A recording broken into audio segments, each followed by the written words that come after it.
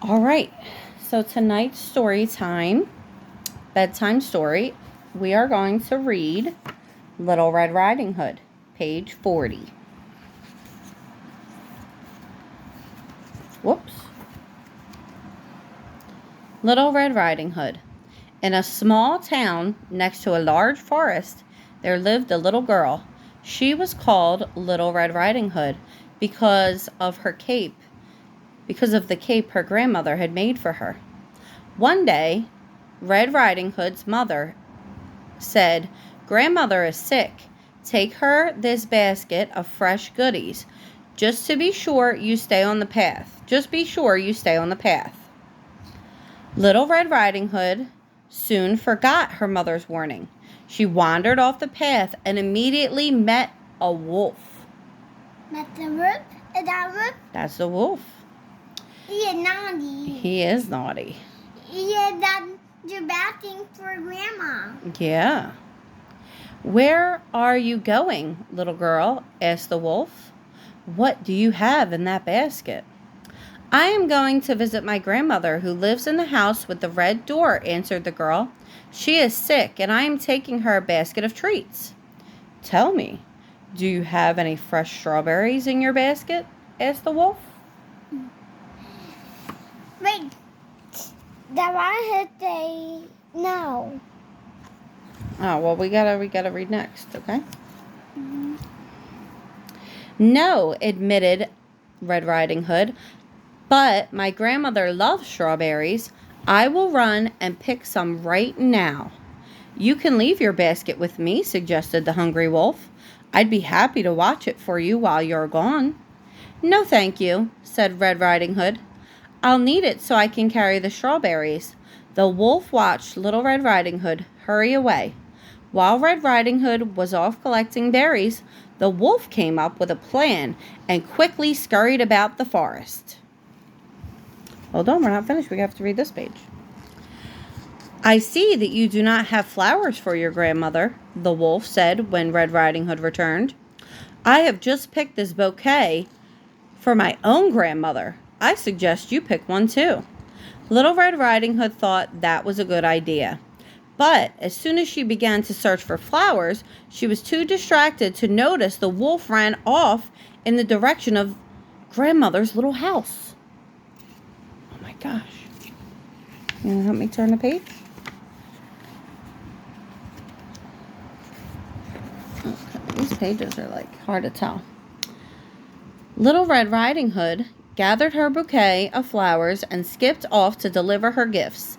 At the same time, the wolf sneaked into grandmother's house. He frightened her so greatly that she ran out the front door.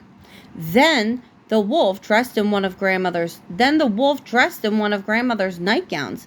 He put on a sleeping bonnet and slipped into grandmother's comfortable bed to wait for Little Red Riding Hood. The wolf did not have to wait long. In a moment, he heard the front door open. Oh my gosh. Hold on, we have to finish this page. Hello, grandmother, called Little Red Riding Hood. I bought you a basket of goodies from Mother and me. Thank you, my dear, said the wolf in a disguised voice. That is most kind. I am feeling better now. Your basket of goodies certainly smells delicious. Please come closer and give me some news from the village. Little Red Riding Hood stepped closer to the bed, but something seemed different. Her grandmother looked very strange. The girl was surprised to see that her grandmother's eyes looked much larger than she remembered. Good night. Good night, Ian. All right. Why, grandmother, said Little Red Riding Hood, what big eyes you have. The wolf blinked, trying to hide them from her. All the better to see you with, my dear, he said. As the wolf shifted in bed to hide his eyes, the bonnet slipped from his head. Why, grandmother, said Little Red Riding Hood, what big ears you have. All the better to hear you with, my dear, said the wolf as he fixed the bonnet, letting the cover slip from his face. Why, grandmother, said Little Red Riding Hood, what big teeth you have. All the better to eat you with, cried the wolf. With that, Little Red Riding Hood let out a scream and ran from the room. The wolf gave chase with hunger in his eyes. "Stop!" cried a loud voice. Little Red Riding Hood looked up to see a woodcutter holding his axe in the air.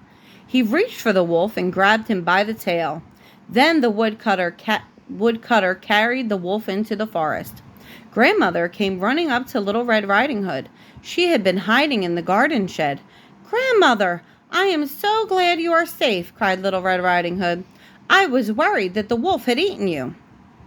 Grandmother gave Little Red Riding Hood a great big hug as the woodcutter came out of the woods.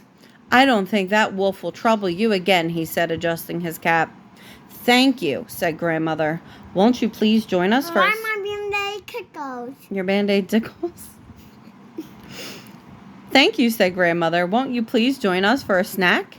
The woodcutter, Little Red Riding Hood, and Grandmother sat and enjoyed the basket of delicious goodies.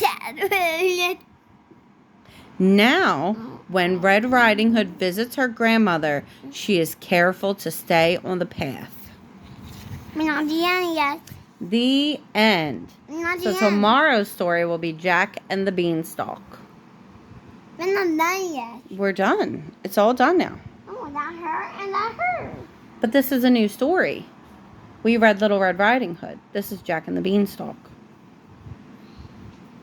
We only read one story a night, or else we'll finish the book too quickly. I'm not done yet. All right, say goodnight. Good night.